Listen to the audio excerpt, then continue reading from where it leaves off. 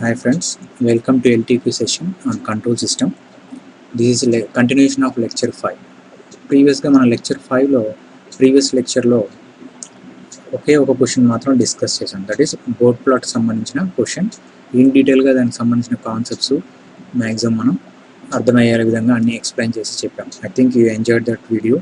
ఒకవేళ మీరు మిస్ అయ్యి ఉంటే డోంట్ వరీ, నేను డిస్క్రిప్షన్లో మీకు దానికి సంబంధించిన లింక్ని ప్రొవైడ్ చేస్తాను. By using that link you can watch the previous video. So ఇప్పుడు మనం డిస్కస్ చేయబోయే టాపిక్, ఈ లెక్చర్లో మనం డిస్కస్ చేయబోయే టాపిక్ పార్ట్ 2కి సంబంధించిన టాపిక్. పార్ట్ 2 అంటే లెక్చర్ 5లో పార్ట్ 2 కంటిన్యూషన్ టాపిక్. సో టోటల్గా మనకి 10 క్వశ్చన్స్ ఉన్నాయి. అందులో మనము ప్రీవియస్ లెక్చర్లో ఒక క్వశ్చన్ డిస్కస్ చేసాం. ఈ లెక్చర్లో 4 క్వశ్చన్స్ డిస్కస్ చేద్దాం. 4 questions. It includes polar plot and Nyquist plot. ఓకేనా? సో అలానే బోర్డ్ ప్లాట్ సంబంధించిన క్వశ్చన్స్ ఉంటాయి. విల్ డిస్కస్ అంటే ఎలా మనం క్వశ్చన్స్ ఎలా అడిగాడు, దానికి ఆన్సర్స్ ఎలా రాయాలనేది. But don't miss the previous lecture, because అక్కడ మనం బోర్డ్ ప్లాట్ సంబంధించిన డీటెయిల్ ఎక్స్ప్లెనేషన్ ఇచ్చాం కాబట్టి ఆ నాలెడ్జ్ మీకు ఐడియా ఉంటే ఇక్కడ మనం డిస్కస్ చేయబోయే 4 క్వశ్చన్స్లో బోర్డ్ ప్లాట్లకు సంబంధించిన క్వశ్చన్స్ కూడా వస్తాయి. సో అవి ఎలా ఉంటుంది, దాన్ని మనం ఎలా సాల్వ్ చేయాలి అనేది కూడా ఆ ప్రీవియస్ లెక్చర్ కంటెంట్ బేస్ చేసుకొని మనం చెప్తాం. కాబట్టి so don't miss that previous lecture. Try to listen the previous lecture completely. Okay, so late చేయకుండా మన నెక్స్ట్ క్వశ్చన్స్ ఏమేమి ఉన్నాయనేది ఈ లెక్చర్లో డిస్కస్ చేసుకుంటూ వెళ్దాం. Okay, this is the second question. ఈ క్వశ్చన్లో మీరు అబ్జర్వ్ చేశారంటే ఏపీఎస్పీడీసీలో అడిగింది నైక్విస్ట్ ప్లాట్ ఇచ్చాడు. So we need to find out gain margin. So దీన్ని ఎలా సాల్వ్ చేయాలనేది right. So this is second question. Second question ఏంటి అంటే నైక్విస్ట్ ప్లాట్ రిలేటెడ్గా క్వశ్చన్ అడిగాడు. So given Nyquist plot and we need to find out gain margin.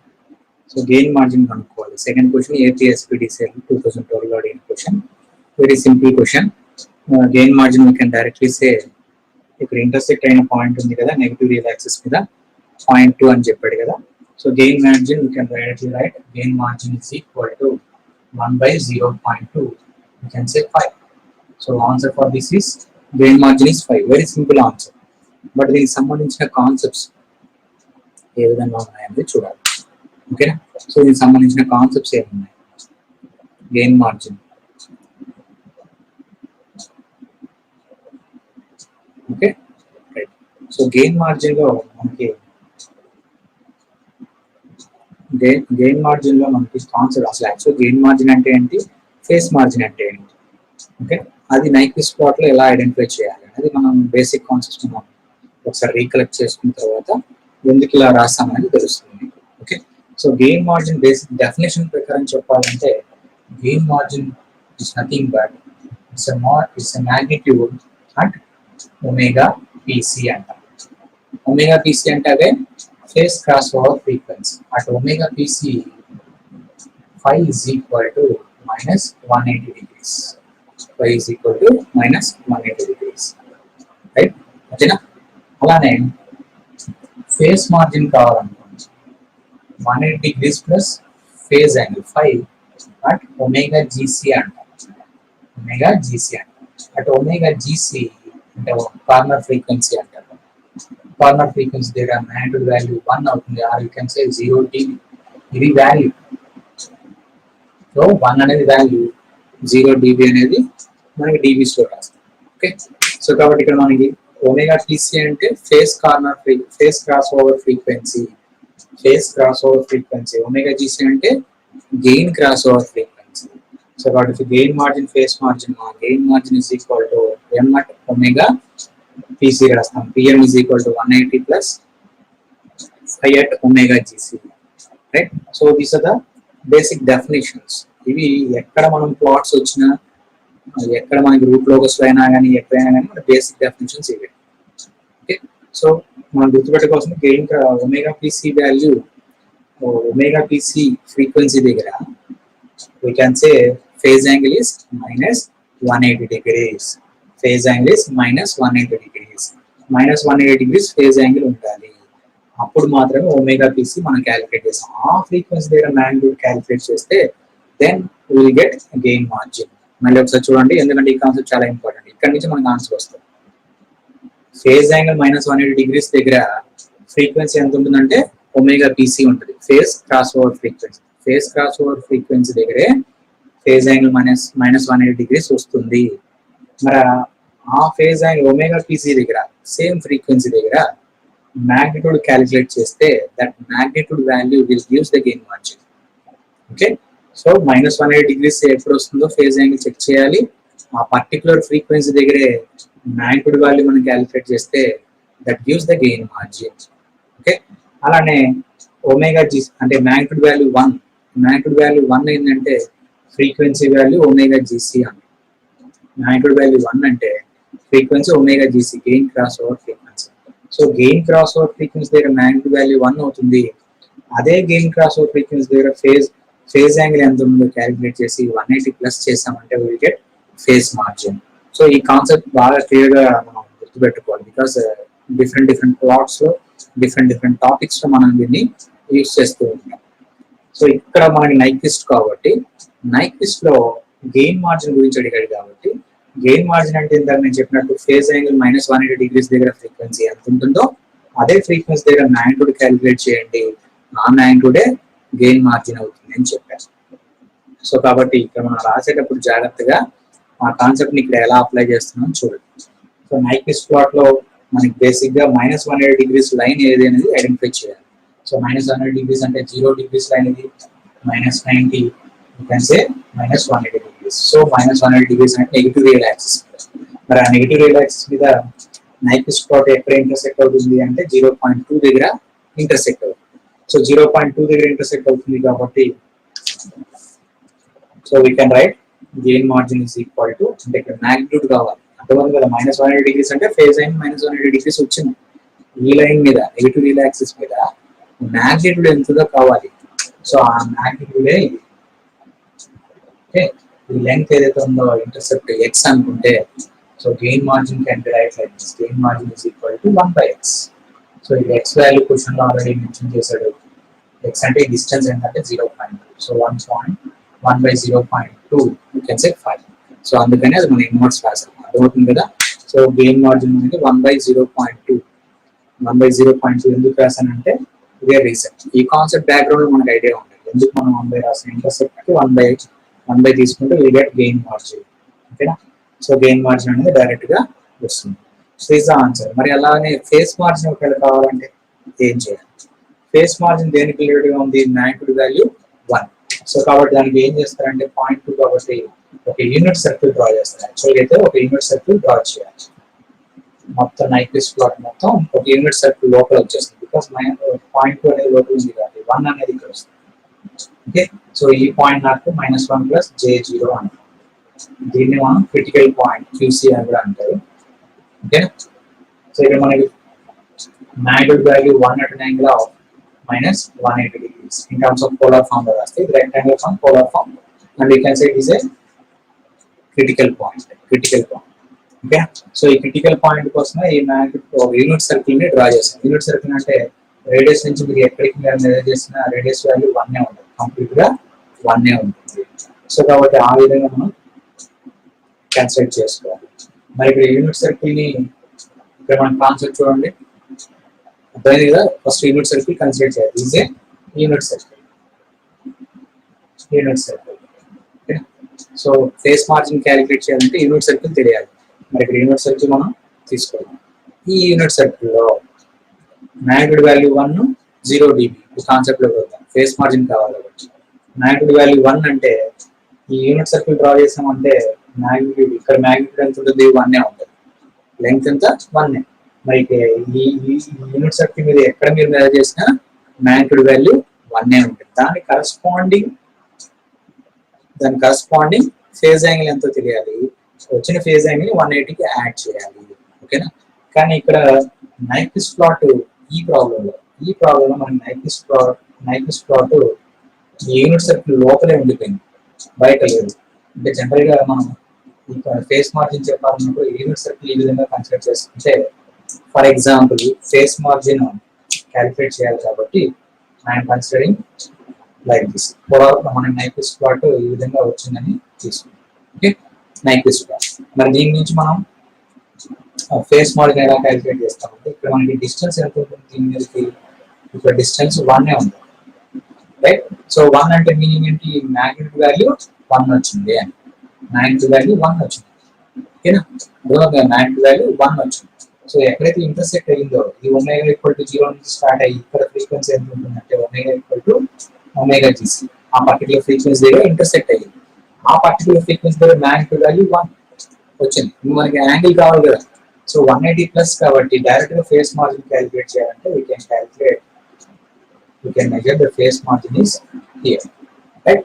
So face margin ఆ విధంగా intersect daughter line draw చేసుకుంటే మనకి line ఎక్కడైతే intersect అవుతుందో ఆ ప్లాట్ కి ఇంటర్సెక్ట్ అయిన పాయింట్ దగ్గర నుంచి మనకి డిస్టెన్స్ మన యాంగిల్ వ్యారీ చేసుకుంటే that is nothing but face margin. So ఇది ఫేస్ మార్జిన్. ఈ విధంగా మనం ఫేస్ మార్జిన్ క్యాలిక్యులేట్ చేయొచ్చు. బట్ ఇక్కడ క్వశ్చన్ మనకి ఫేస్ మార్జిన్ అడగలేదు, సో కాబట్టి జనరల్ అడిగితే ఈ విధంగా చేయొచ్చు. మరి ఈ ప్రాబ్లం ఫేస్ మార్జిన్ ఏమవుతుంది, అసలు ఇది ఇంటర్సెక్ట్ అవ్వలేదు కదా, సో కాబట్టి మనకి ఇక్కడ ఫేస్ మార్జిన్ రాదు, ఫేస్ మార్జిన్ వచ్చే పాసిబిలిటీనే లేదు. బికాస్ ఒమేగా వాల్యూ మనకి ఎక్కడ ఇంటర్సెక్ట్ అవ్వట్లేదు కాబట్టి ఫేస్ మార్జిన్ వచ్చే పాసిబిలిటీ లేదు, right. So this all about the second question. So let us see the next question.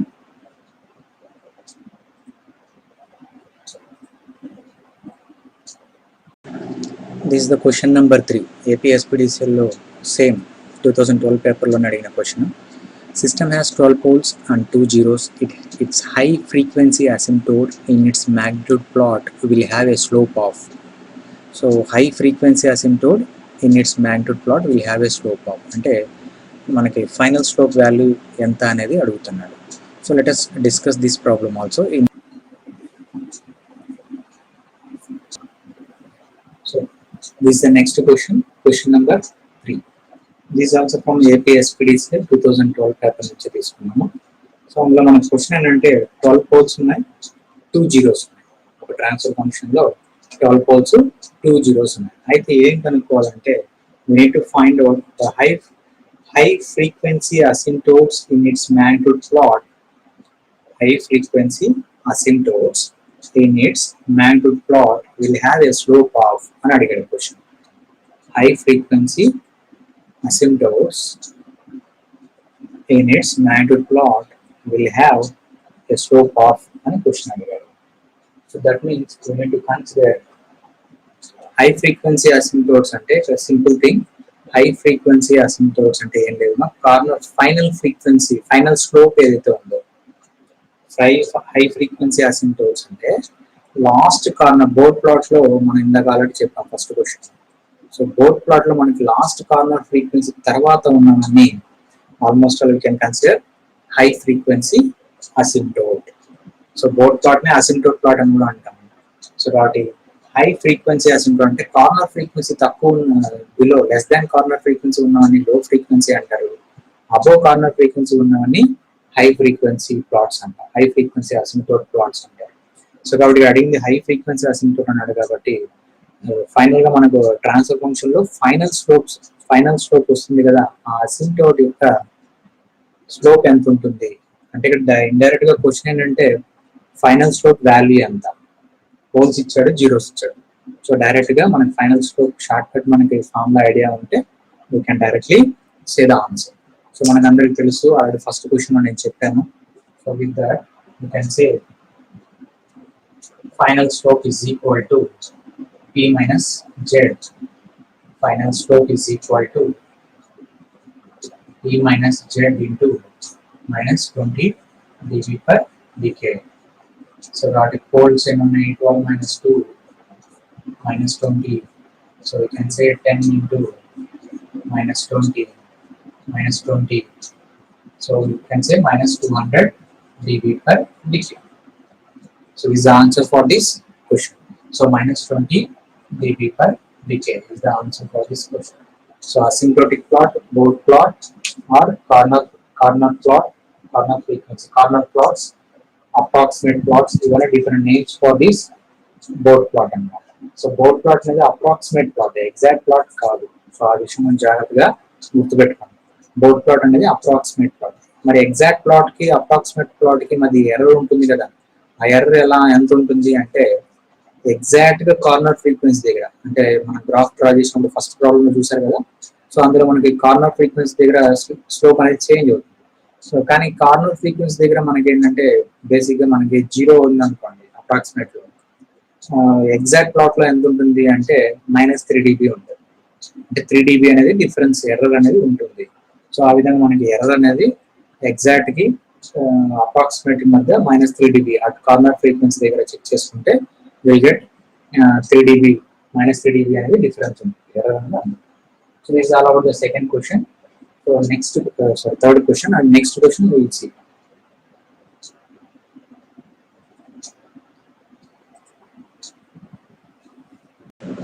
Next question, TS Janko EC paper 2015. Fourth question, in board magnitude plot, which one of the following slope would exhibits a high frequency by fourth order all pole system? అంటే ఇక్కడ మనకి ఇచ్చిన system ఏంటంటే fourth order all pole system, అంటే poles మాత్రమే ఉన్నాయి, zeros లేవు. అటువంటి సిస్టమ్కి మనం ఏం కనుక్కోవాలి? హై ఫ్రీక్వెన్సీ అసిమ్ప్టోడ్ యొక్క స్లోప్స్ కనుక్కోవాలి. సిమిలర్ క్వశ్చన్ ఇంతకుముందు మన థర్డ్ క్వశ్చన్ ఎలా అయితే డిస్కస్ చేసామో అదే క్వశ్చన్, అంటే ఫైనల్ స్లోప్ ఫార్ములా అప్లై చేసి ఆన్సర్ కనుక్కోవడం. Okay right, I think you can do this one. Let us discuss this one in detail also and see the fifth question also. Fifth question theory question, ఆ question కూడా ఒకసారి observe చేయండి. Okay, so TS Genco EC 2015లో అడిగిన క్వశ్చనే. So Nyquist stability criteria is used to determine both open loop and closed loop stability. B option only open loop stability, C option neither open loop nor closed loop stability, D option only closed loop stability. అంటే fifth క్వశ్చన్లో అడిగింది ఏంటంటే Nyquist stability criteria అనేది open loop stability కనుక్కోవడానికి వాడతారా, లేదంటే close loop stability కనుక్కోవడానికి use చేస్తారా, లేదు రెండిటికి యూజ్ చేయరా అనేది సి ఆప్షన్. డి ఆప్షన్ చూసారంటే ఓన్లీ క్లోజ్ లూప్ స్టెబిలిటీ అని ఉంది. సో దీనికి సంబంధించిన థియరీ పార్ట్ కూడా మనం డిస్కస్ చేద్దాము. రెండు క్వశ్చన్లు ఒకేసారి మనం గుర్తుపెట్టుకోండి, రెండు క్వశ్చన్ మనం 1 by 1 డిస్కస్ చేస్తూ వస్తాం ఒకేసారి. క్వశ్చన్ మళ్ళీ నేను డిస్ప్లే చేయను, just right these questions and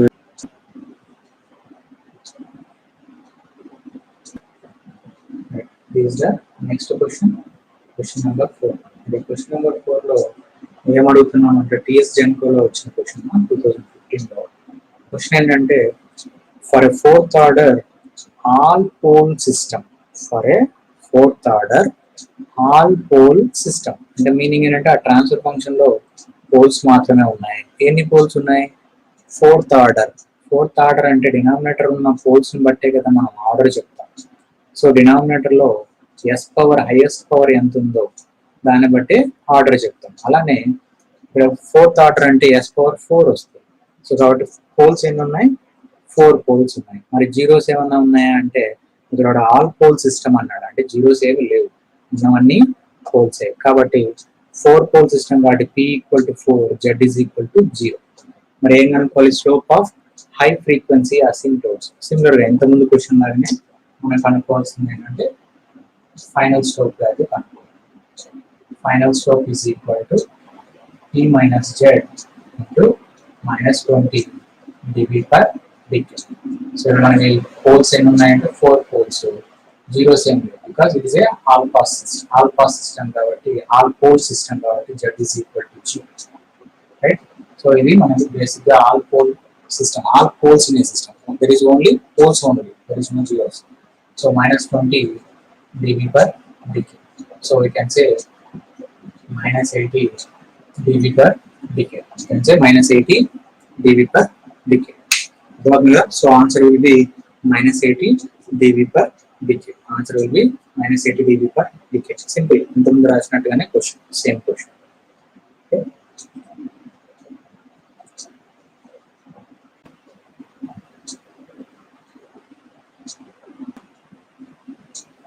Okay, this is the next question, fifth question. TS Janko 2015లో అడిగిన క్వశ్చన్.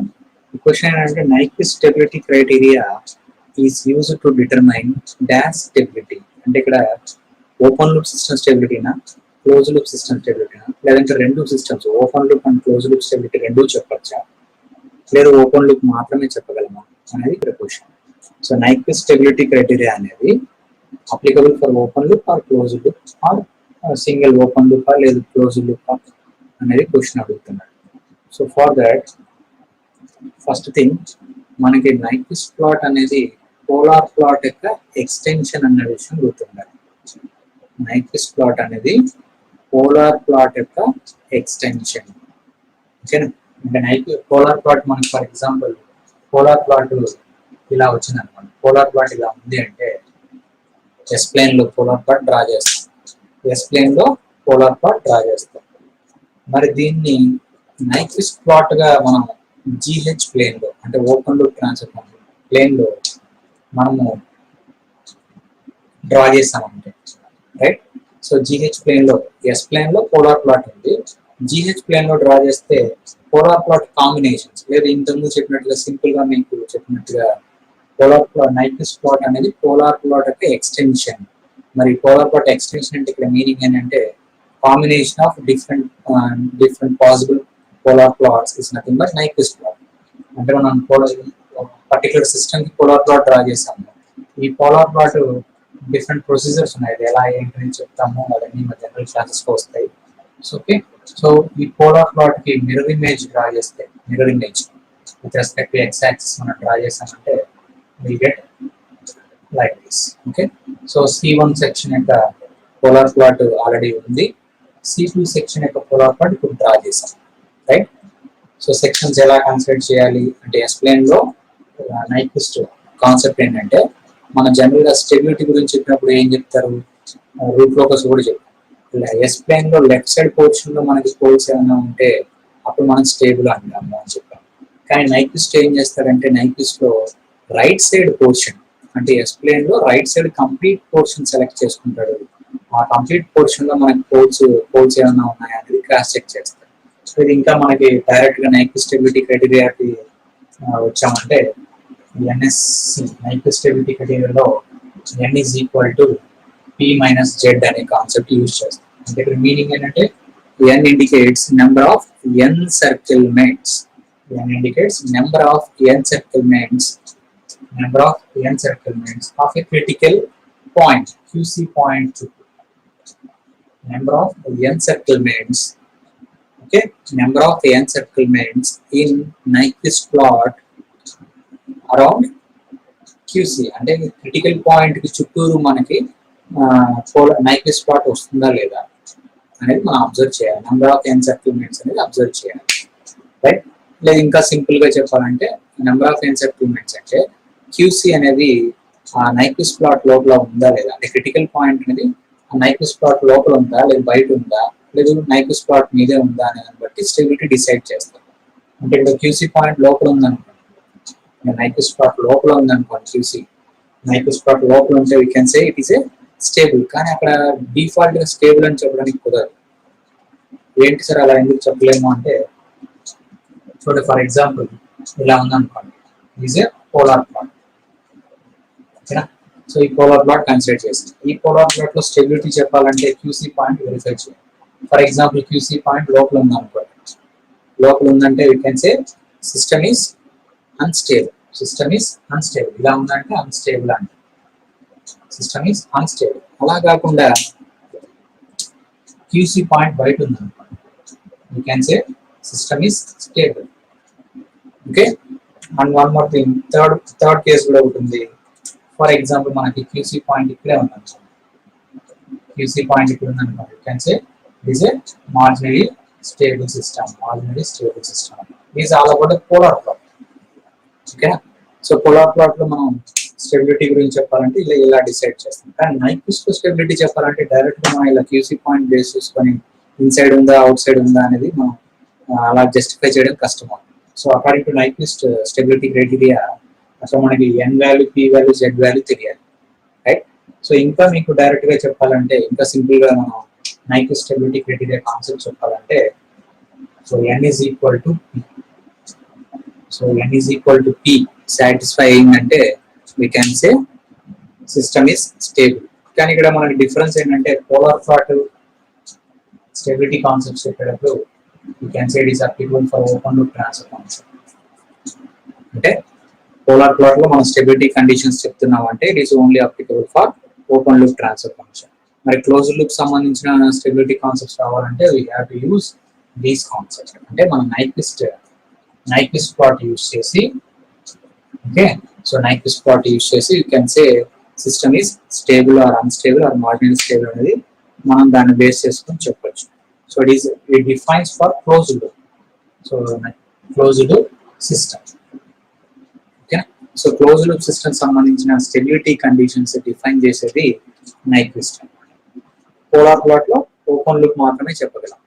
ఓపెన్ లూప్ సిస్టమ్ మాత్రమే స్టెబిలిటీ కండిషన్ చెప్పగలం. అదే మనకి Nyquist అనుకో Nyquist స్టెబిలిటీ క్రైటీరియా తీసుకున్నామంటే you can justify for closed loop system. అంటే ఇప్పుడు answer చెప్పాలంటే Nyquist stability criteria is used to determine dash stability అంటే క్లోజ్డ్ లూప్ సిస్టమ్ యొక్క స్టెబిలిటీ అనేది చెప్తుంది అనేది కరెక్ట్ ఆన్సర్. సో ఇక్కడ మనకి క్లోజ్డ్ లూప్ స్టెబిలిటీ చెప్తుందంటే ఇక్కడ కండిషన్ ఏం సాటిస్ఫై అవ్వాలి, n equal to p. n is nothing but number of encirclements. అంటే క్రిటికల్ పాయింట్ లోపల ఉంటే నెంబర్ ఆఫ్ ఎన్సెర్కిల్మెంట్స్ ఎన్ని ఉన్నాయి దాని చుట్టూ అనేది చెక్ చేసుకోవాలి. సో దాన్ని బట్టి ఆ number of encirclements is equal to pz అని రాసాను కదా. pz అంటే open loop transfer function. So open loop transfer function poles number of encirclements is equal to number of poles of OLTF. అలా మనకి కండిషన్ సాటిస్ఫై అయితేనే system is stable అంట. So ఈ విధంగా సాటిస్ఫై అంటే you can say system is stable. If n is not equal to p వచ్చింది అంటే n value not equal to p, రెండు ఈక్వల్ రాలేదనుకోండి యూ కెన్ సే అన్స్టేబుల్ అని చెప్తాం. మరి అన్స్టేబుల్ అంటే మనకు ఐడియా ఉంది కదా, జనరల్ గా మనకు ఆల్రెడీ ఐడియా ఉంది. టైం డొమైన్ లో చెప్పుకున్నాము, రూట్ లోకస్ కూడా చెప్పుకున్నాము, స్టెబిలిటీ కాన్సెప్ట్స్ కూడా చెప్పుకున్నాము. సో అక్కడ అన్ని ప్రతి చోట మన స్టెబిలిటీ కండిషన్స్ డిఫైన్ చేస్తాం. సో అందులో నేను ఒక విషయం చెప్పుకున్నాను, ప్రీవియస్ లెక్చర్స్ మీరు వెరిఫై చేసుకుంటే జనరల్ గా మనకున్న నాలెడ్జ్ ప్రకారం ప్రీవియస్ గా మనం నేర్చుకుంది ఏంటంటే అన్స్టేబుల్ అని ఎప్పుడు అవుతుందంటే పోల్స్ అనేది రైట్ సైడ్ ఉంటాయి. ఓకే సో రైట్ సైడ్ లో కొన్ని పోల్స్ ఉండడం వల్ల అన్స్టేబుల్ అవుతుంది అనేది జనరల్ కాన్సెప్ట్ మనం నేర్చుకున్న టైం డొమైన్ లో కాన్సెప్ట్. బట్ Nyquist లో చెప్పాను కదా, ఎస్ప్లేన్ లో లెఫ్ట్ హాఫ్ కాకుండా రైట్ హాఫ్ తీసుకుని డిఫైన్ చేస్తారు. సో రైట్ హాఫ్ నుంచి మనం స్టెబిలిటీ అనాలిసిస్ చేస్తాం. So n is equal to p అంటే స్టేబుల్ ఎప్పుడు అవుతుందంటే n equal to p అయితే, నాట్ ఈక్వల్ టు అన్స్టేబుల్. మరి ఎన్ని పోల్స్ రైట్ సైడ్ ఉంటాయని అడిగాడు అనుకోండి, ఈ ఫార్ములా యూస్ చేసి జెడ్ క్యాలిక్యులేట్ చేయండి. దట్ విల్ గివ్స్ ద ఎన్ని పోల్స్ రైట్ సైడ్ ఉన్నాయి, దేనివల్ల మనకి అన్స్టేబుల్ అయ్యింది అనేది చెప్పచ్చు. Okay right. So this all about the 5th question.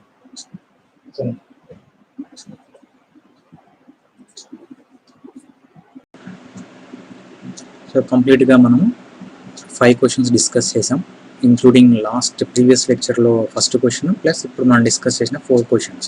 So కంప్లీట్గా 5 క్వశ్చన్స్ మనం డిస్కస్ చేసాం ఇన్ ఫ్రీక్వెన్సీ రెస్పాన్స్ అనాలిసిస్ టాపిక్లో రైట్. ఇంకా మనకి 5 క్వశ్చన్స్ ఇదే టాపిక్ నుంచి ఇంకా 5 క్వశ్చన్స్ ఉన్నాయి. ప్రీవియస్ ఏపీ జెన్కో ట్రాన్స్ఫర్ అడిగిన క్వశ్చన్స్ ఇంకొక 5 క్వశ్చన్స్ ఉన్నాయి. That questions will be discussed in the next lecture.